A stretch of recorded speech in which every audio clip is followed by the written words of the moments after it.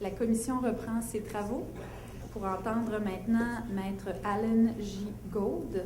Alors, bienvenue, Maître Gould. Vous avez une quinzaine de minutes pour votre présentation qui sera suivie par une période d'échange avec les membres de la commission. Donc, sans plus tarder, la parole est à vous. Parfait. Bonsoir.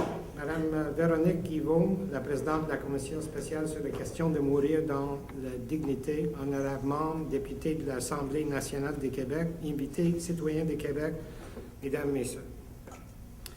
Premièrement, je veux vous remercier grandement pour me donner la chance de faire cette présentation par écrit et également oralement. Je suis tellement passionné de la circonstance des aînés et la situation des patients. Donc, je prends l'avantage d'avoir l'occasion de vous soumettre un petit mémoire en ce qui concerne les questions au sujet. Au début, j'ai un nombre de remarques préliminaires pour commencer. Premièrement, je prends note que le mot prédominant du nom de votre commission est mourir. Donc, je commence avec le décès. À ce sujet, je vais dire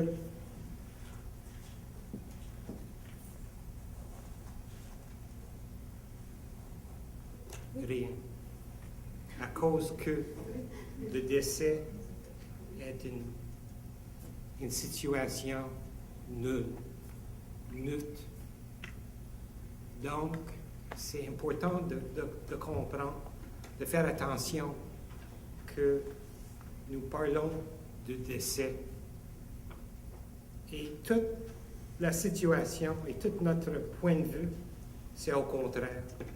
Ça, c'est un point. Deuxièmement, je veux parler de la dignité, mais la dignité dans le sens de la vie. Et ça, c'est important. Pas la dignité afin au sujet de la mortalité, mais pendant et avant la termination de la vie. Troisièmement, je pense qu'avant de discuter la possibilité et les possibilités de faire des changements dans la loi, c'est important pour comprendre. Je ne sais pas vraiment si vous avez eu des présentations sur le statut de la loi actuelle. Et ça, dans mon point de vue, c'est important. Donc, si vous avez entendu beaucoup avant, excusez-moi, sinon, merci beaucoup pour la chance. Je commence avec la Charte canadienne des droits et libertés. Et il y a la section et l'article 7 qui dit « Chacun a droit à la vie ». J'ai fait la notation que ce n'est pas un droit au décès, mais c'est un droit à la vie. C'est tout le point de vue et la compréhension de tous nos citoyens pour avoir la possibilité d'avoir une vie complète comme telle. La première, ça c'est dans le sens de droit à mourir. Donc, il y a une contradiction pour avoir un droit à mourir si toute notre loi, et la loi tellement importante dans notre pays, dit que personne a un droit à une vie. Il y a la cause sûrement de Sue Rodriguez. Cette cause est une cause canadienne et a également une pertenance à la province de Québec. Il parle d'une demande par elle, à cause d'une grande maladie, d'avoir un suicide assisté. Et finalement, il a fait la demande à la Cour et la Cour suprême dit non. Assisted suicide outlawed under the common law has been prohibited by Parliament since the adoption of Canada's first criminal code. The long-standing blanket prohibition in Section 241B, which fulfills the government's objective of protecting the vulnerable, is grounded in the state's interest in protecting life and reflects the policy of the state that human life should not be depreciated by allowing life to be taken. This state policy is part of our fundamental conception of the sanctity of life. Euthanasie, so-called mercy killing, droit à le statut. Il y a un article 229 de la Code criminel qui fait une promotion contre le meurtre. Il y a beaucoup de personnes qui utilisent une expression un peu douce. J'ai entendu dans les annonces, dans la télévision, il y a des concessionnaires d'automobiles qui parlent de used automobiles. Let's not use used, it's slightly used, or moderately used, or possibly not new. Il y a des expressions qui font un petit camouflage. Mercy killing is murder. That's it, that's all. It doesn't exist, it's not allowed in our legal system. The first case which I want to cite is Latimer. C'est une cause tellement triste. C'est un monsieur qui a un enfant qui est tellement malade, beaucoup de souffrance. C'est sûr et certain qu'il y a beaucoup de problèmes pour lui pour faire attention et décider de faire qu'est-ce qu'il a fait. Mais finalement, il a commis le meurtre. Et la Cour suprême, avec regret, si je peux dire, a finalement conclu. Moreover, the accused had at least one reasonable legal alternative to killing his daughter. He could have struggled on and with what was unquestionably a difficult situation by helping T to live and by minimizing her pain as much as possible, or by permitting an institution to do so, leaving open the question of whether the proportionality requirement, and I'll come back to that, could be met in a homicide situation. The harm inflicted in this case was immeasurably more serious than the pain resulting from T's operation, which the accused sought to avoid. Analysis. Accordingly, the Supreme Court gave a narrow reading to the common law defense of necessity. To be successfully invoked, the court held that an accused must prove three conditions. 1, imminent peril or danger. 2, no lawful alternative. And 3, proportionality between the harm inflicted and the harm avoided. Latimer went to jail. Il y a une cause à Québec, je ne sais pas, c'est pas tellement connu pour tout le monde, mais un monsieur Herbert Lerner, et he was accused of suffocating his wife on July 14, 2000 with a plastic bag at the Chateau of Vaudreuil, and afterwards he attempted to commit suicide, which he didn't succeed. Finalement, apparently Mrs. Lerner was diagnosed with Alzheimer's, and on July 17, 2001, he pleaded guilty to a reduced charge of manslaughter and received a prison term of 5 years.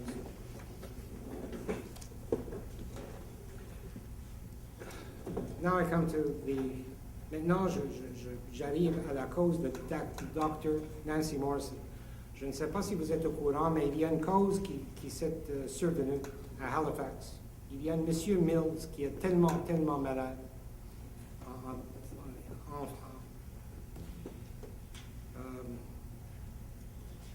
He was not only ill, but he was also dying from many issues. Qu'est-ce qui s'arrive? Le monsieur est dans une situation terrible. Il y a des grandes douleurs, des grandes souffrances. À un moment, il est à l'hôpital et il y a Dr. Morrison qui est là. Et finalement, une garde malade, une infirmière a fait une suggestion. Qu'est-ce que le monsieur a besoin d'avoir? C'est un médicament appelé KCl, potassium chloride.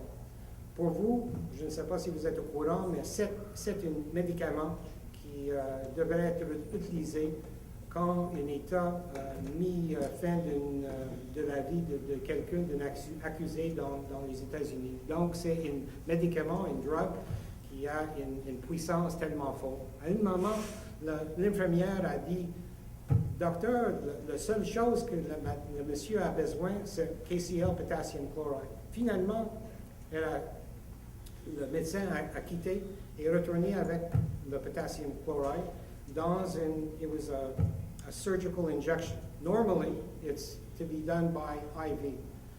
In this case, because she had an injection, it was a much more powerful dose and it had a much more tremendous impact. Mr. Mills, in 8 seconds, was dead. It went up to the authorities within the hospital, and ultimately it ended up with the authorities of the procureur, the substitute procureur, the Crown prosecutor, and there was a charge of murder lodged against Dr. Morrison. But a funny thing happened. She was discharged. And she was discharged for a very specific reason, and there was some also other issues. Third, there is the principle of the operative cause of death, and specifically whether the actions of the accused constituted an operative cause of death and whether there was a reasonable doubt thereof. In the case at bar, the court found that there were 2 realistic ways, as outlined in the evidence of the Crown witnesses, and I emphasize Crown witnesses, by which Mr. Mills could have died. So it wasn't clear-cut as to what exactly caused the death. He was dying anyway, but there was this other element that was added to it. The case against Morrison stroked a heated debate on euthanasia across the country. Many of her fellow physicians felt she crossed a clear line by administering a medication intended only to cause death. Indeed, Jocelyn Downey, director of the Health Law Institute at Dalhousie University, said, "The ethical line is anything but clear. Terminally ill patients in Canadian hospitals are regularly given potential lethal doses of narcotics, just as Mills was. The argument is that the drugs are intended to relieve the patient's suffering. If death is hastened, that's an unfortunate side effect." And that's key. Maintenant, et avant de quitter, je ne sais pas combien de temps j'ai, j'espère... 3 minutes 30. 3 minutes, bon, j'ai fait vite. J'ai beaucoup à dire, mais je dois essayer de mettre beaucoup dans une quelques minutes. Aller jusqu'à 5. Merci. After doing an internet search, I found this interesting statement, which serves as an epilogue. The Nova Scotia College of Physicians and Surgeons merely reprimands Halifax respirologist Nancy Morrison for hastening the death of a patient in 1996 with a legal injection of potassium chloride. It also applauds her motives of being in his best interest. La prochaine sujet, c'est droit à refuser des traitements, inclusivement résurrection, soutien de vie. Il y a beaucoup de mélange dans l'esprit, la connaissance et la compréhension de tous les citoyens en ce qui concerne les questions de soutien de vie et l'arrêt des traitements agressifs curatifs. Si il y a une question de consentement, nous avons le droit, comme une patiente, de dire oui ou non envers des traitements. Des traitements incluant le soutien de vie, également les traitements afin de faire des to cure the individual. Je parle de la cause de Nancy B. Et dans cette cause, à Québec, nous avons reçu un jugement qui confirme le droit d'une personne qui est compétente pour avoir la possibilité de dire non à ces traitements. J'ai l'intention également de parler de la cause de Chiavo contre Schindler en Floride. Mais je n'ai pas grand de temps, mais c'est simplement pour dire que c'est une cause qui est tellement triste, mais le voici qu'est-ce qui s'arrive quand la loi est mélangée contre les intérêts privés, également la politique et tout ça. Donc, c'est une cause importante, sauf que je n'ai pas grand temps de parler avec. Suicide. En 3 mots, suicide n'est pas quelque chose que nous voulons. Ça arrive, mais nous acceptons, ça arrive, mais nous voulons faire mieux et pour arrêter ce processus de la part d'une personne. Mais faire attention, c'est un acte par une personne, la même personne.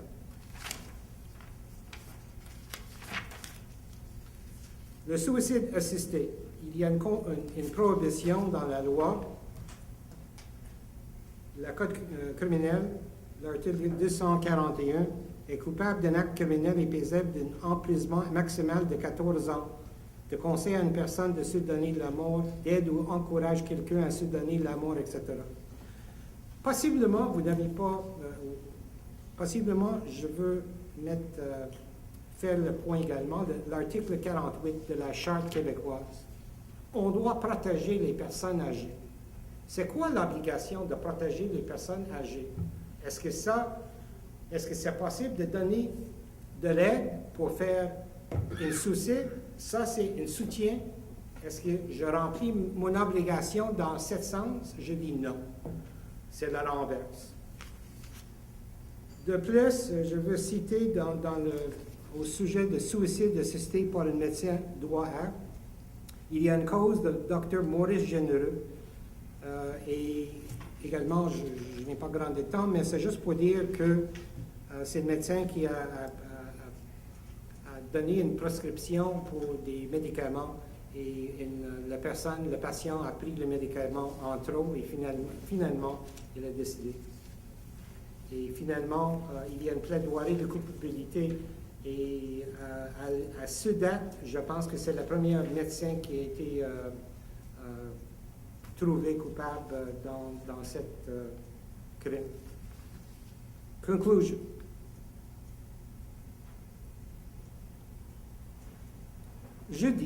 Je soumets que le système ne marche pas parfaitement, comme tel. Dans mon point de vue, il y a une balance. I call it a delicate balance. Il marche. C'est pas mal. Mais j'ai peur de la principe de slippery slope. J'ai peur. Et c'est important de regarder où nous sommes et possiblement où nous pouvons aller. Je reviens à la cause de Nancy Morrison. Dans mon point de vue, il n'y a pas nécessairement une opinion générale, mais c'est mon opinion, que la Cour a fait une petite ouverture à cause que si je suis dans la même position, si j'ai administré le même médicament à la même personne, dans les mêmes circonstances, je suis sûrement en prison. Mais à cause qu'il y a un médecin qui a l'obligation de donner le traitement de confort et possiblement il y a des circonstances secondaires, donc il a donné une petite ouverture. However, the foregoing is by no means a proverbial 007 license to kill. In contrast, the Morrison case is an indication that the law is in motion. The enhancement arises from a clearer comprehension of the legalities near death. A physician must add some water to the wine and see the Morrison effect, if any, as simply a clarification of a murkier area of practice. Treating the patient will never mean killing him or her. Rendering medical services has been, and shall continue to be, only for the betterment of the human condition. Nothing less, nothing more. And staying on guard for the condition known as delirium shall surely improve the care for the dying. Finally, I need a couple more minutes. I apologize if I'm running too long. Je comprends la souffrance. Dans l'année 2010, mes deux parents, Harry Gold et Merle Corriveau, ont décédé. Au surplus, mon oncle, Peter Corriveau, avec qui j'ai eu une très bonne relation, a décédé. Je suis d'accord qu'il y a des améliorations à faire, par exemple dans les médicaments, les traitements aux patients à la fin de vie, augmentation des institutions d'hospice, etc. Mais je dis non à l'euthanasie, au suicide assisté et à suicide assisté par des médecins. La question à être posée aux Québécois et Québécoises, est-ce que le suicide assisté est approprié maintenant? En réponse, je dis non. Première, c'est la vie, pas le décès qui a de valeur. On doit le promouvoir, le défendre et la protéger. La vie est un des grands espoirs. Aux États-Unis, at the beginning, it sought life, liberty, and the pursuit of happiness. I note that it was not death, liberty, and the pursuit of happiness. Deuxième, pour moi, a good death est seulement une mort naturelle. J'ai fait sortir une description de la dignité humaine. Et j'ai compris que c'est une qualité qui serait liée à l'essence même de chaque homme.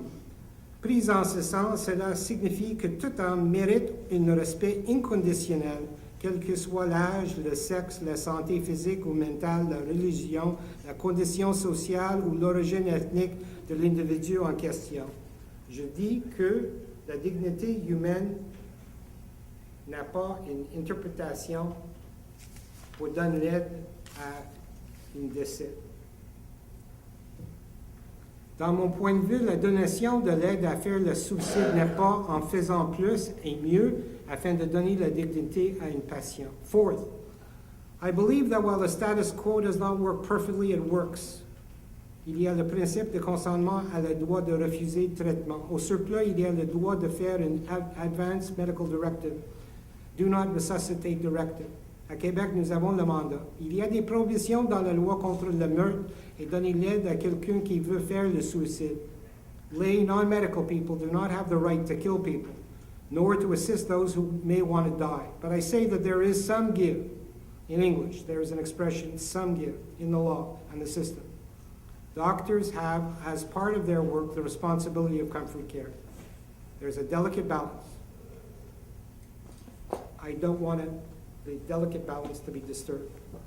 Dernière au Québec, nous avons la devise « Je me souviens ». Je partage ce désir, donc je vous soumets que je me souviens. Je me souviens des Québécois et Québécoises qui nous ont donné la Québec telle œuvre d'art. I say that is a grand experiment. Auparavant, il n'y a pas le droit à mourir, suicide assisté. Nous, les citoyens d'aujourd'hui, sommes les fiduciaires qui doivent faire le nécessaire afin de promouvoir la Québec, la défendre et la protéger. Je veux que vous dites non au changement au droit à mourir, suicide assisté. Je souviens également des patients qui sont malades, qui veulent vivre. Je souviens également des patients qui sont si malades, ils ne pensent pas clairement à cause des souffrances, donc on doit les défendre. Et finalement, je me souviens de nos aînés, à cause qu'il y a la probabilité que les grandes maladies s'en viennent. I promise to do right by them. Je vous prie de faire la même chose. Merci. Merci, merci Maître Gould. Donc, on a dépassé de quelques minutes. On va restreindre un peu les échanges. On va débuter avec mon collègue, Monsieur le député de Laurier-Dorion. Merci, Madame la Présidente. Merci, Maître Gould, pour votre présence, votre présentation. Sentez-vous à l'aise de mélanger le français et l'anglais, si vous voulez, dans votre réponse. Moi, j'ai pas de problème, puis j'ai tendance à faire la même chose. Alors, je vais commencer juste en... Je vous entends lorsque vous parlez de l'article 7 de la Charte et tout ça. Je connais bien la Charte, je suis confrère également. Et j'ai pratiqué en droit criminel, j'ai plaidé cet article-là à maintes reprises. Je ne suis pas sûr, avec respect, là, que c'est l'argument le plus fort là, de dire qu'on mentionne la vie. Simplement parce que je vous soumets qu'il y a un argument qui peut être fait entre confrères, quand on parle de la sécurité de la personne, qui est dans le même article, que ça implique une certaine qualité de vie. Alors, je vais vous soumettre respectueusement qu'il y a un autre côté qui pourrait être présenté en disant, lorsqu'on place une personne dans une situation qui est intolérable, ou objectivement et peut-être même subjectivement, même peut-être objectivement, la qualité de vie est tellement compromise que la personne est dans un état de souffrance, si vous voulez, cette personne pourrait, je vous le soumets, plaider sécurité de la personne pour... si vous voulez, contrer cet argument-là que vous faites. Je ne trouve pas que c'est le meilleur argument. Je comprends votre argumentation. Vous avez essayé de cadrer ça dans la législation, dans les chartes qui sont nos lois fondamentales. I want to cut to the chase, parce que le barreau est venu nous voir ici, et Maître Ménard, que vous connaissez parce qu'il a pratiqué en droit de la santé, je pense que tout le monde le connaît. Ça fait longtemps que vous faites le métier, vous êtes bien connu à Montréal et au Québec, Maître Gould. Lorsque la proposition faite par certains juristes, et évidemment, c'est de suivre un petit peu l'exemple de la Colombie-Britannique, où il y a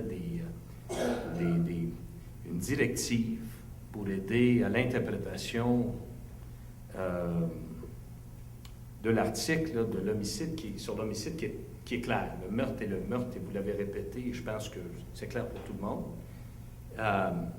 Il y a des confrères et des consoeurs qui sont venus dire, écoutez, regardez la Colombie-Britannique, on a soumis une liste de critères, une liste assez importante de critères qu'il faudrait regarder pour que le procureur de la Couronne, avant d'autoriser la plainte et mettre en accusation une personne, prenne une décision de poursuivre ou non.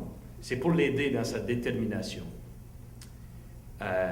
J'ai posé la question à ces juristes-là, puis quand j'ai l'occasion de le faire, je le pose à celui qui est devant moi ou celle qui est devant moi. C'est dangereux. J'ai dit que c'était dangereux parce que donner une discrétion à un procureur d'interpréter une loi au point où il peut quasiment la réécrire ou de la rendre inopérante, c'est ce que j'appellerais, qu'on pourrait appeler un coup d'État constitutionnel. Alors, j'aimerais vous entendre là-dessus. Vous savez, en tant que juriste, qu'il y a quand même une certaine discrétion. J'ai déjà pratiqué le droit où on a vu des personnes voler un morceau de fromage dans un vol à l'étalage parce qu'on avait faim. On aurait pu remplir tous les critères pour un verdict de culpabilité devant les tribunaux, puis un procureur, à quelque part, a dit « forget about it, let it go, j'autorise pas la plainte ». La personne a dit qu'elle avait faim. Par contre, je vois aussi l'autre danger. Si on a un article de loi qui est dans les livres du Code criminel, qui est de compétence fédérale, et nous, on donne une telle discrétion à notre niveau, pour interpréter au point où on vide de sens pour tout ce qui est, comme vous dites, mercy killing, si on veut. Est-ce que vous êtes... comment sentez-vous? Est-ce que vous trouvez que c'est quelque chose qui est permissible? Est-ce que vous êtes à l'aise avec ça au niveau juridique? Est-ce que vous n'êtes pas à l'aise? Puis j'aurais d'autres questions, alors. Est-ce que je peux vous répondre? Oui, oui, absolument. Parfait. Merci beaucoup. Nous avons... moi, à ce sujet, je peux parler jusqu'au demain et peut-être après-demain, mais je dois limiter mes réponses. Le voici. Premièrement, nous avons un système de droit. Les lois sont les lois. La discrétion, je commence premièrement de la question que vous avez posée en ce qui concerne la qualité de vie, la sécurité de la personne avec l'article 7. L'article 7, dans mon point de vue, c'est un élément, peut-être un grand élément, mais pas nécessairement la totalité. Le Canada et le Québec, nous avons également les lois communes qui forment en partie le sens ou la direction de notre système légal. Et tout le point de vue sont pour protéger la vie, pour respecter la vie, pour la défendre. Donc, ce n'est pas seulement l'article 7. C'est tellement grand pour débouter et pour enlever cette obligation et pour faire l'ouverture d'un autre moyen de résoudre le problème des maladies des gens. C'est nécessaire pour avoir un grand changement de la système et un grand changement des lois, pas nécessairement les lois québécoises, mais également les lois canadiennes. Mais même si c'est faisable, je ne veux pas que nous faisons ça. Et je comprends, je suis conscient des douleurs, des souffrances, des problèmes. J'ai remarqué le monsieur avant moi et les circonstances terribles qui s'arrivent. Je comprends tout ça. J'ai regardé ça dans l'exemple de mes parents. Sauf que j'ai appris que nous avons un système des lois, nous avons un système des hommes raisonnables et des bons pères de famille. On doit faire le bon. Toujours. Les exceptions ne sont pas acceptées pour moi. La question de discrétion, j'ai un grand problème. C'est-à-dire que la loi est la loi. S'il y a un changement de la loi, dans mon point de vue, c'est nécessaire pour avoir un changement de la loi par les législateurs.